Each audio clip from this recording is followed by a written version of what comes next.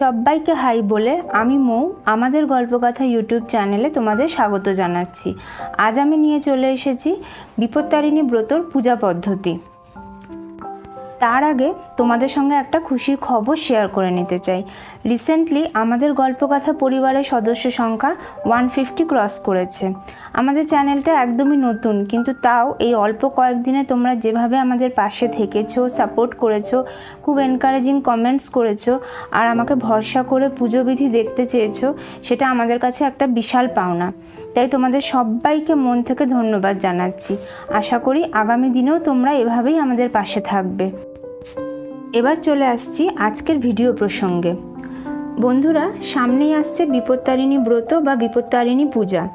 আষাঢ় মাসের শুক্লপক্ষের তৃতীয়া থেকে নবমী পর্যন্ত যে শনিবার এবং মঙ্গলবার পড়ে তাতেই এই ব্রত পালন করা হয়।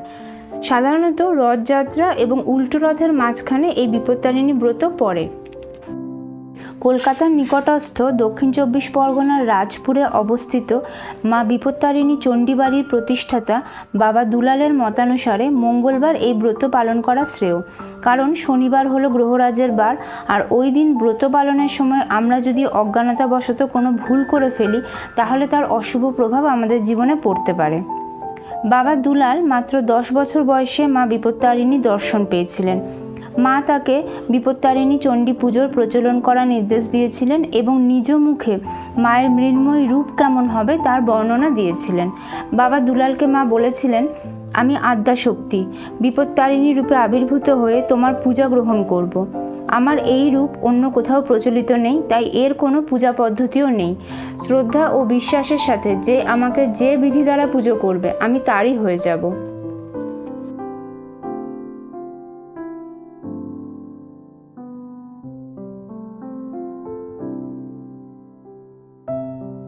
এবছর অর্থাৎ ইংরেজি 2022 সাল এবং বাংলা 1429 সনের বিপত্তারিণী ব্রত পড়েছে 2রা জুলাই বাংলায় 17ই আষাঢ় শনিবার এবং 5ই জুলাই বাংলায় 20শে আষাঢ় মঙ্গলবার। বন্ধুরা, তোমরা দেখতেই পাচ্ছ আমি এখানে মা তারার একটি ছবিতে মা বিপত্তারিণীর পুজো করেছি। মা বিপত্তারিণী হলেন আদ্যাশক্তি মহামায়ার 108টি রূপের এক রূপ, অর্থাৎ যিনি মা দুর্গা তিনি মা কালী, তিনি মা বিপত্তারিণী। বিপত্তারিণী পূজা মা দুর্গা বা মা কালীর যে কোনো রূপের ছবিতেই করা যায়। বিপত্তারিণী ব্রতের দিন বিভিন্ন কালী মন্দিরে বিশেষ পূজার আয়োজনও হয়ে থাকে। কলকাতার প্রসিদ্ধ কালীক্ষেত্র কালীঘাটে বিপত্তারিণী ব্রতের দিন অজস্র ভক্ত সমাগমের কথা আমরা অনেকেই জানি। আমি এখানে মায়ের যে সহজ সরল ঘরোয়া পূজা পদ্ধতি দেখাচ্ছি সেটি আমি জেনেছি রাজপুর বিপত্তারিণী মন্দিরের সঙ্গে যুক্ত একজন পূজারীর কাছ থেকে। অনেকেই বিপত্তারিণী ব্রতের পুজোয় 13 রকম ফল, 13 রকম ফুল, 13টি লুচি এবং অন্যান্য নানান সামগ্রী 13টি করে মায়ের কাছে নিবেদন করেন। তোমরা যদি সেইভাবে সমস্ত কিছু 13টি করে বা 13 রকম জোগাড় করতে পারো তাহলে তো খুবই ভালো, না হলে আমি যে পদ্ধতিতে পুজো করছি তোমরা সেভাবেও করতে পারো। তাহলে চলো বন্ধুরা পুজো শুরু করি। পুজো শুরুর আগেই আমি নিজের মাথায় ও পুজোর সমস্ত উপকরণে গঙ্গাজল ছিটিয়ে নিয়েছি। হাতে সামান্য গঙ্গাজল নিয়ে 3 বার নমো বিষ্ণু বলে এবার আমি আচমন করে নেব। নমো বিষ্ণু, নমো বিষ্ণু, নমো বিষ্ণু।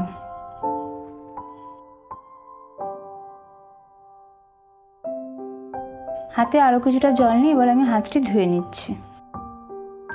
এবার আমি হাত জোর করে বিষ্ণু স্মরণ করে নিচ্ছি।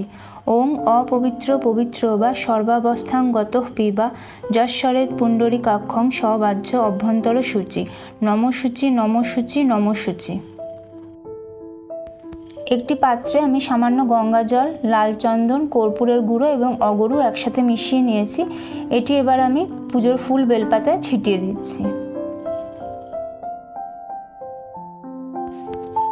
দেখো বন্ধুরা, আমি একটি কাঠের জলচৌকির ওপর সামান্য গঙ্গা জলের ছিটা দিয়ে একটি লাল কাপড় পেতে তার উপর আরও কিছুটা গঙ্গা জল, গোটা আতপ চাল এবং ফুলের পাপড়ি দিয়ে মায়ের পূজার আসনটি প্রস্তুত করে নিয়েছি।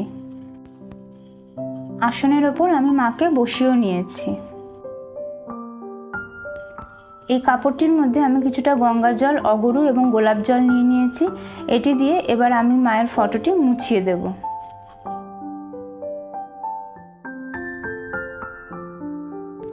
মায়ের উদ্দেশ্যে আমি একটি ঘিয়ের প্রদীপ এবং দুটি ধূপকাঠি ধরিয়ে নিয়েছি। এবার আমি ঘট স্থাপন করব। এই পাত্রটির ওপর আমি ঘট পাতব। পাত্রটিতে আমি 5টি সিঁদুরের ফোঁটা দিয়ে তার উপর কিছুটা গঙ্গা মাটি রেখেছি। গঙ্গা মাটিতেও আমি একটি সিঁদুরের ফোঁটা দিয়ে নিয়েছি। এবার এর উপর আমি কিছুটা ধান এবং দূর্বা দিয়ে তার উপর মায়ের ঘটটি পেতে নেব। একটি জলপূর্ণ ঘটে তেল সিঁদুরের গোলা দিয়ে আমি একটি মঙ্গল চিহ্ন এঁকে দিয়েছি এবং 5টি সিঁদুরের ফোঁটা দিয়ে নিয়েছি। ঘটের জলে আমি কিছুটা আতপ চাল এবং দূর্বা দিয়ে নিচ্ছি। ঘটের মধ্যে এবার আমি 5টি পাতা বিশিষ্ট একটি আমের শখা বসিয়ে নিচ্ছি। প্রত্যেকটি পাতার মধ্যভাগে এবং অগ্রভাগে আমি সিঁদুরের ফোঁটা দিয়ে নিয়েছি।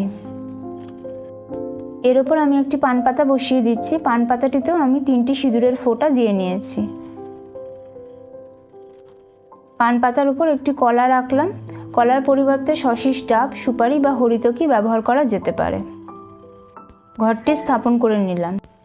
ঘটের ওপর আমি একটি ঘট আচ্ছাদন, চাঁদমালা এবং পৈতে দিয়ে নিচ্ছি। তোমরা যদি চাও ঘট স্থাপন না করেও মায়ের ছবিতে পুজো করে নিতে পারো।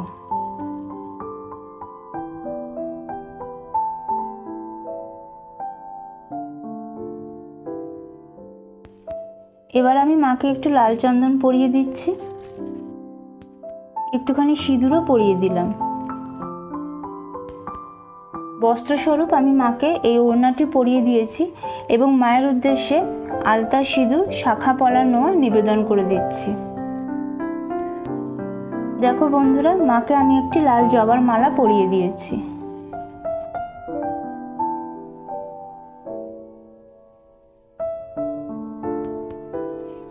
এবার আমি ঘটে একটি মালা দিয়ে দিলাম।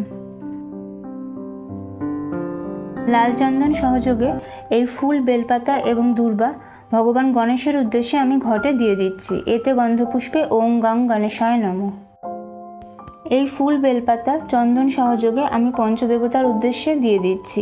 এতে গন্ধপুষ্পে ওং শিবাদি পঞ্চদেবতাভ্য নমঃ।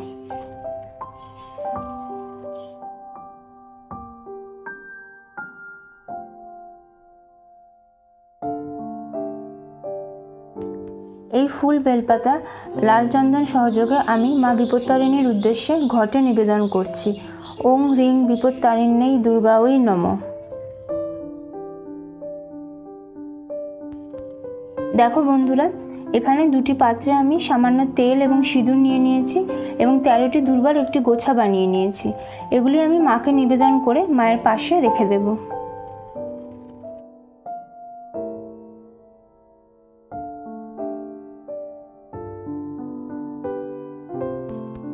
এখানে আমি 13টি পান, 13টি সুপারি, 13টি লবঙ্গ ও 13টি এলাচ নিয়ে নিয়েছি।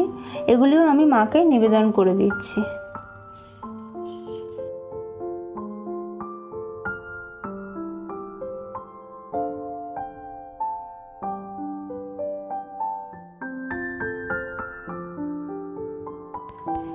এবার আমি লাল চন্দন সহযোগে জবা ফুল ও বেলপাতা নিয়ে মাকে 3বার পুষ্পাঞ্জলি দিয়ে দেব।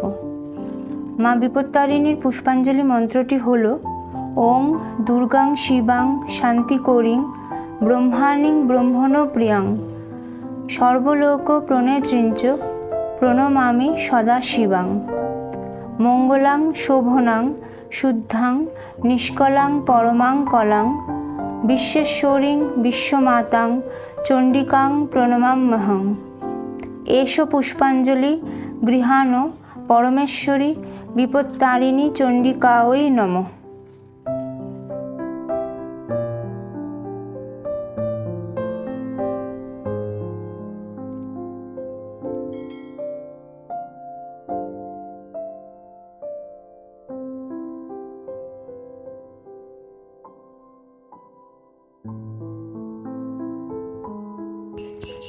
এবার আমি হাত জোড় করে মায়ের প্রণাম মন্ত্র বলে নিচ্ছি।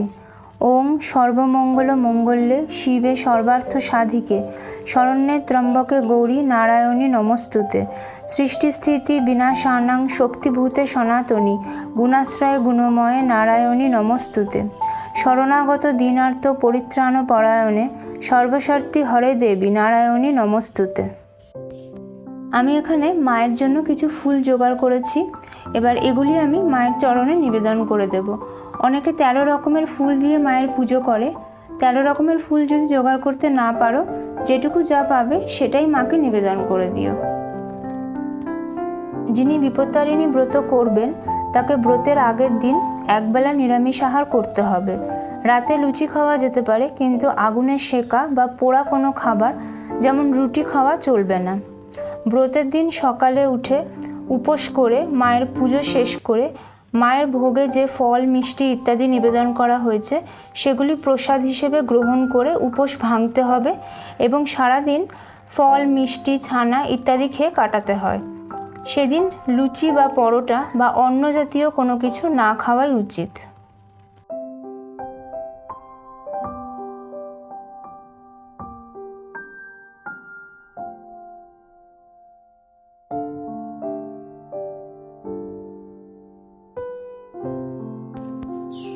এবার আমি বিপত্তারিণীর ধাগা বা ডোর তৈরি করব। এর জন্য আমি 13 গাছি লাল সুতো নিয়ে নিয়েছি। সুতোর দুই প্রান্তে আমি দুটি গিঁট দিয়ে নিয়েছি। এবার এই গিঁট দুটির সামনে থেকে দুদিকে আমি আরও 5টি করে গিঁট দিয়ে নেব।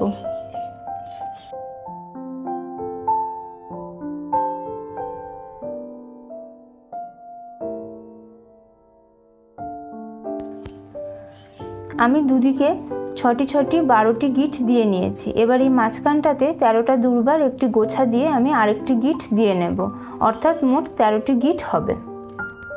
দেখো বন্ধুরা, আমি 13টি গিঁট এবং 13টি দুর্বা সহ বিপত্তারিণীর ধাগা বা ডোর বানিয়ে নিয়েছি।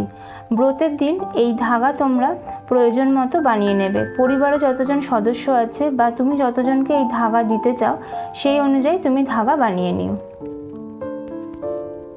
এই ধাগাটি আমি মায়ের কাছে রেখে দিচ্ছি। বাবা দুলাল বলেছিলেন, ত্রয়োদশ গ্রন্থিযুক্ত রক্তবর্ণ ডোরে নারী নরে সবে ধরে দক্ষিণ করে। অর্থাৎ এই বিপত্তারিণীর ধাগা পুরুষ এবং নারী নির্বিশেষে আমাদের ডান হাতে পরা উচিত। ব্রতের পরে 13 দিন এই ডোর বেঁধে রাখতে হয় এবং তারপর এটি জলে ভাসিয়ে না দিয়ে নিজের কাছে রেখে দিতে হয়।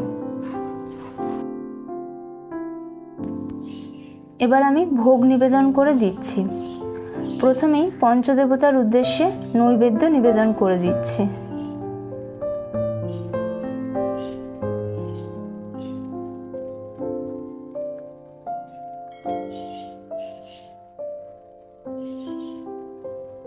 বিপত্তারিণী পুজোয় মায়ের উদ্দেশ্যে আলাদা করে একটি নৈবেদ্য বানাতে হয়। আমি সেটি এখন মাকে নিবেদন করে দিচ্ছি।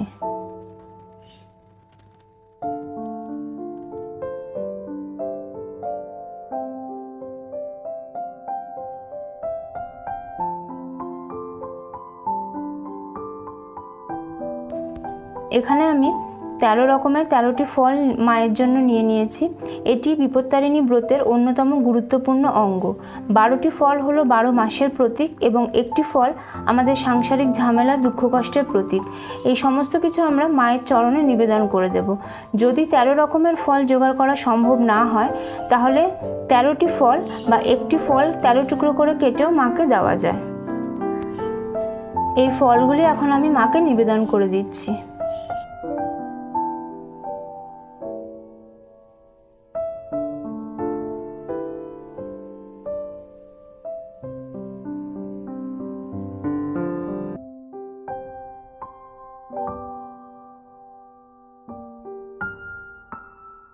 এখানে আমি কিছু মিষ্টি নিয়ে নিয়েছি মায়ের জন্য।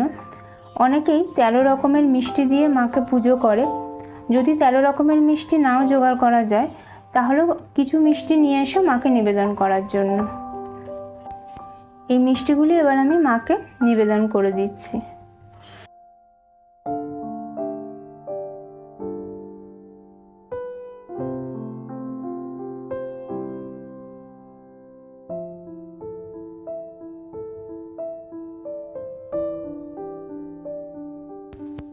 মায়ের জন্য আমি কিছুটা সুজি বানিয়েছি, সেটি আমি এখন মাকে নিবেদন করে দিচ্ছি।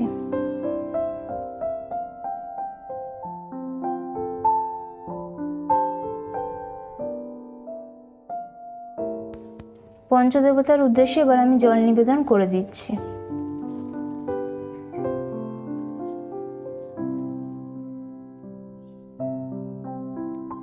মাকেও এবার আমি জল নিবেদন করছি।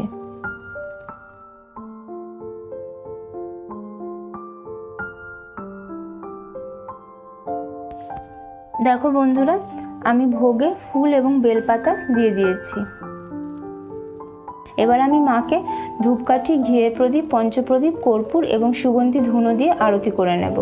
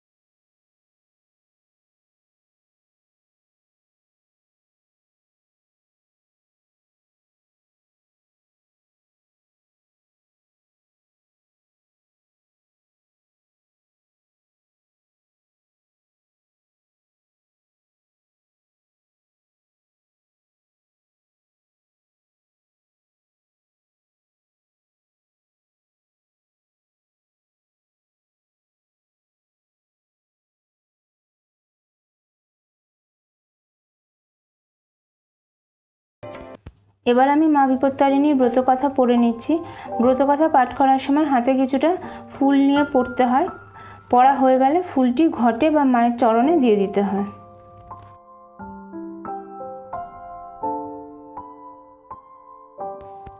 এই ভিডিওর শেষে আমি মায়ের ব্রতকথার প্রতিটি পৃষ্ঠার ফটো দিয়ে রেখেছি। যদি তোমাদের দরকার হয় তোমরা স্ক্রিনশট নিয়ে নিতে পারো।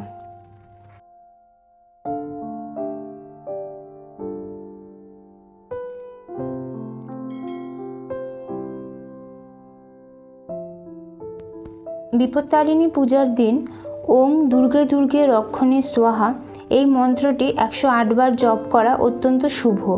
যদি 108 বার জপ নাও করতে পারো তাহলে 28 বার বা অন্ততপক্ষে 11 বার জপ করতে পারো।